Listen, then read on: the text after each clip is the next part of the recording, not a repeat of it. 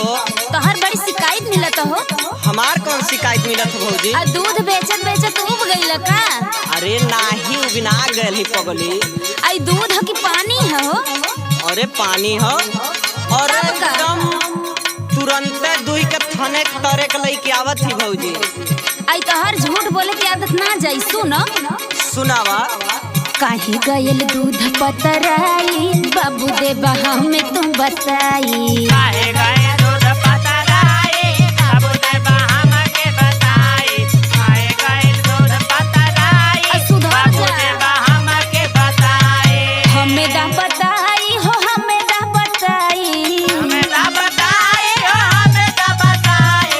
हमें दा बताई हो हमें दा बताई। काहे गयल अरे काहे गयल दूध पतराई बाबू हमें देबा तुम बताई। काहे गए दूध पतराई बाबू दे बहा के बताई। काहे गए दूध पतराई बाबू दे बहा तू बताई। अरे भौजी का हो?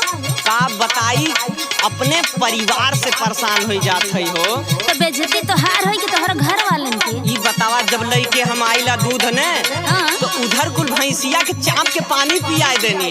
आ तोहरा दिमागदारी से करे के चाहिए ना। सुना हमार बतिया भौजी। बोलो अरे देने कुल पनिया पियाई भौजी तोहा काव हम बताई। देने कुला पानिया पियाई भौजी तोहा काव हम बताई।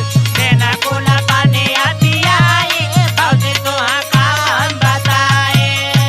अरे का हम बताई भौजी का हम बताई। का हम बताई भौजी का हम बताई। का हम बताई भौजी का हम बताई। अरे देने कुल पनिया पियाई भौजी तोहा काव हम बताई। देने कुला पानिया पियाई भौजी तोहा काव हम बताई।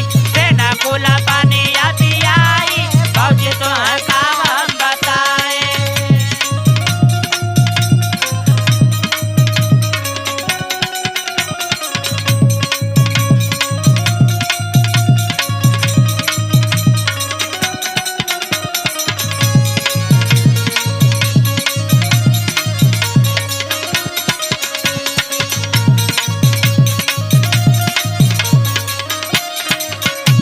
अच्छा ये बतावा बोला। बेचे ला तू और घर वाले पानी मिला देवे ना? अरे भाभी घरा वाले भैंसिया के पनिया पिया देने तब दूधवा पातर देले। अच्छा झूठ बोले की आदत ना जाई। सुनो का कहा थौ आज भर और कहला। हाँ सुनो कहा सही सही बोला कहीं झूठ बोला तारा। झूठ बोला तारा हो झूठ बोला तारा। झूठ बोला तारा हो झूठ बोला तारा।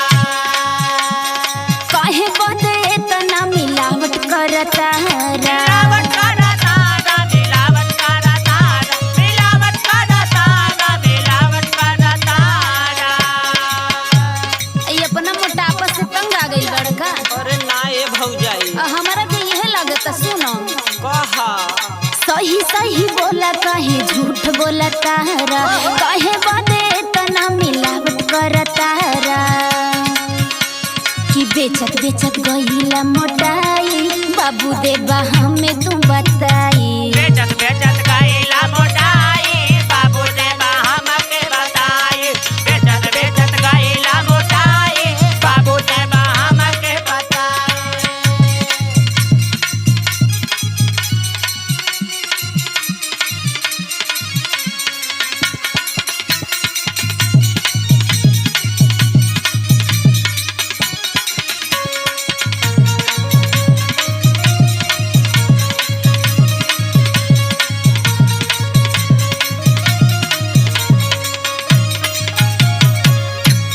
भौजाई का हो?